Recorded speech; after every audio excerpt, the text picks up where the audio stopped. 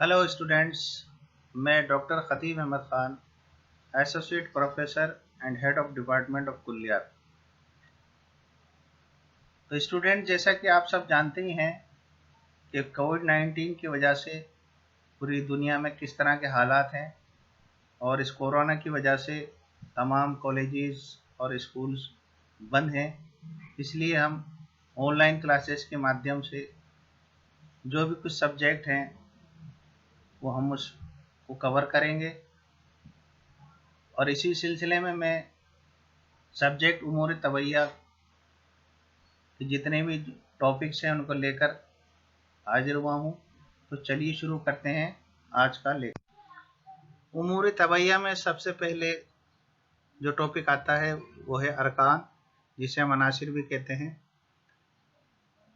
यह अरकान का पहला लेक्चर है और इसमें हम देखेंगे कि अरकान क्या है, अनासिर किसे कहते हैं, और धीरे धीरे फिर हम उस आगे के लेक्चरों में इसको पूरा कवर करेंगे। तो सबसे पहले अरकान की तारीफ, यानी कि अरकान कहते किसे हैं, पहले इसके बारे में हम समझेंगे कि होता क्या है अरकान। उसके बाद हम फिर इसकी मजीद आगे डिटेल पढ़ेंगे। तो जैसा कि स्क्रीन पे आपको दिख रहा है इसकी तारीफ कि अरकान वो सादा या बसीत, जिसे मुफरद भी कहते हैं, अजसाम है जो इंसान के लिए अज्जाए ओलिया है और जिनका ऐसे अजसाम में तकसीम होना मुमकिन नहीं, जिनके ख्वास मुख्तलिफ हों और जिनके मिलने से कायनात की तमाम चीज़ें वजूद में आती हैं। ये इसकी तारीफ है अरकान की कि अरकान कहते किसे। तो यहाँ जो सादा बसीत लफ्ज़ इस्तेमाल किया गया है, इसका मतलब ये है कि कोई भी उनसर हो, कोई भी अरकान हो, वो मुफरद हो। और वो मुफरद कब हो सकता है? जब उसके अंदर पाई जाने वाले जितने भी अज्जा हैं वो सब एक ही ख्वास रखते हों, तब जाकर हम उसे मुफरद या बसीत या सादा कह सकते हैं। और जब उसके अंदर पाई जाने वाले तमाम अज्जा एक ही खासियत रखने वाले होंगे तभी हम उसे अरकान या अनासिर कह सकते हैं। और इनसे ही मिलकर दुनिया की तमाम चीज़ें वजूद में आती है, यहाँ तक कि इंसान का वजूद भी इन्हीं अरकान से या अनासिर से मिलकर बना है। इसीलिए यहाँ पर इस्तेमाल किया गया है कि इंसान के लिए अज्जाए ओलियाँ हैं, यानी कि जब इंसान की तख्लीक होती है, इंसान की बनावट होती है, तो उसके लिए सबसे पहला जो अज्जा चाहिए वो यही अरकान और अनासिर होता है। इसलिए यहाँ अज्जाए ओलिया का लफ्ज़ इस्तेमाल किया है कि सबसे पहले जो अज्जा इंसान की तख्लीक में के वजूद में काम आता है वो है अरकान। तो ये इसकी तारीफ है। एक बार फिर मैं आपको पढ़ के सुनाता हूँ कि अरकान वो सादा और बसीत यानी मुफरद अजसाम है जो इंसान के लिए अज्जाए ओलिया है और जिनका ऐसे अजसाम में तकसीम होना मुमकिन नहीं, जिनके ख्वास मुख्तलिफ हों और जिनके में से कायनात की तमाम चीज़ें वजूद में आती हैं। अगर अरकान के अंदर पाए जाने वाले अज्जा मुख्तलिफ किस्म के होंगे तो वो मुख्तलिफ जिस्म रखते होंगे अलग अलग। अगर ऐसा है तो फिर हम उसको अनासिर नहीं कह सकते। यहाँ पर जो मुफरद और बसीत लफ्ज़ इसीलिए इस्तेमाल किया गया है कि उसके अंदर मौजूद अज्जा एक ही किस्म के, एक ही ख्वास रखने वाले हों, तभी हम उसको अनासिर कह सकते हैं।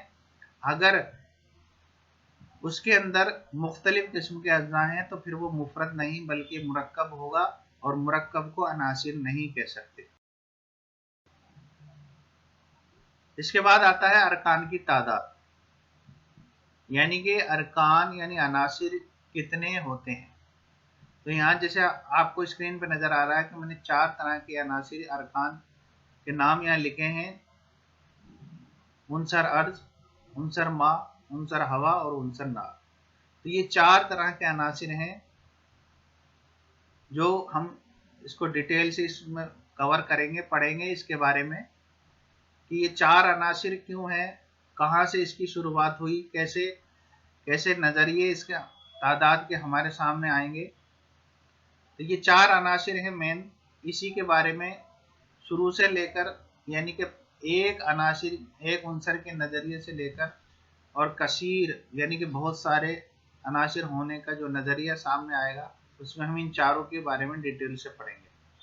तो मेन तो ये चार अनासिर हैं, अर्ज यानी मिट्टी, माँ यानी पानी, हवा यानी हवा, और उनसर नार मतलब आग। तो ये चार तरह के अनासिर होते हैं जिनकी तादाद 4 है, और इसी के बारे में हम आगे कवर करेंगे कि ये चार किस तरह से धीरे धीरे हमारे सामने आते रहे और किस तरह ये इसके जरिए यूनानी की बुनियाद रखी गई।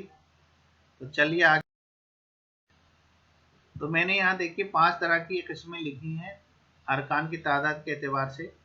सबसे पहले जब इस पर काम किया गया, अनासिर के बारे में मालूम किया गया, अरकान के बारे में मालूम किया गया, तो ये 5 तरह के नज़रिए हमारे सामने आए और इसी को हम आगे डिटेल में पढ़ेंगे।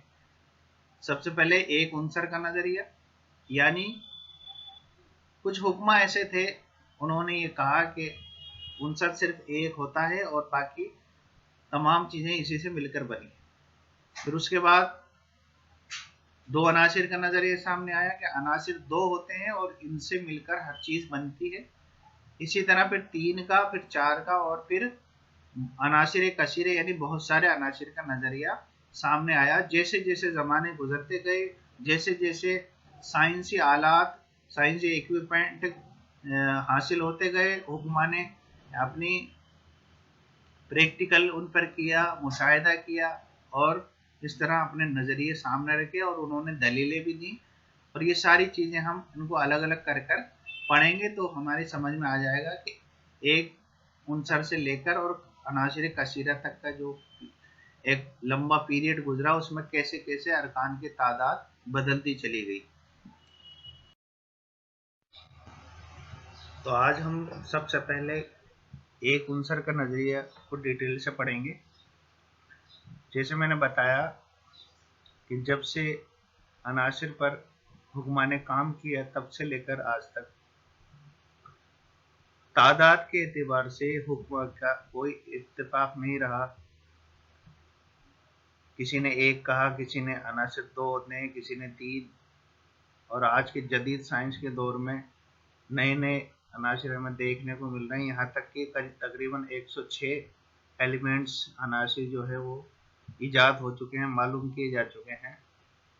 तो इनकी तादाद में हमेशा इख्तिलाफ रहा है। तो सबसे पहले हम एक उनसर की बात करते हैं कि जिस ज़माने में साइंस कोई तरक्की नहीं थी, कोई आलात नहीं थे, उस वक्त के हुक्मा ने अपनी मुशाहिदे और तहकीक की बिना पर, अपनी दलील की बिना पर ये साबित भी किया उन्होंने कि एक उनसर होता है और उसकी वजह से दुनिया की तमाम चीज़ें बनती हैं। तो इसी एतबार से उन्होंने ये एक उनसर का नज़रिया पेश किया। इसमें उन्होंने ये बताया कि एक उनसर होता है, लेकिन जो ये हुक्मा का ग्रोह था ये इस बात पर भी इत्तेफाक नहीं रखता था कि वो एक उनसर कौन सा है। जैसे मैंने फर्स्ट स्क्रीन पे आपको दिखाया था कि 4 तरह के अनासिर होते हैं, तो उसमें ये डिसाइड नहीं कर पा रहे थे कि उनसर एक होता कौन सा है। ये तो उन्होंने कह दिया कि एक उनसर से हर चीज बनी है, लेकिन किस से बनी है उसमें इख्तिलाफ था, एक राय नहीं थे। पानी या मिट्टी या हवा या आग, कौन सा ऐसा उनसर है या भाप कि जिसके जरिए सब कुछ बनता है, उस पर ये एक राय नहीं थे, एक इत्तेफाक नहीं था उनका। तो सब अलग अलग बताया करते थे, कोई कहता हवा से, कोई कहता पानी से, लेकिन एक उनसर होने का नजरिया सबका एक था। तो इस लेक्चर में इतना ही। आगे हम फिर दूसरे लेक्चर में आपके सामने लेकर आएंगे इसका अगला टॉपिक। तब तक के लिए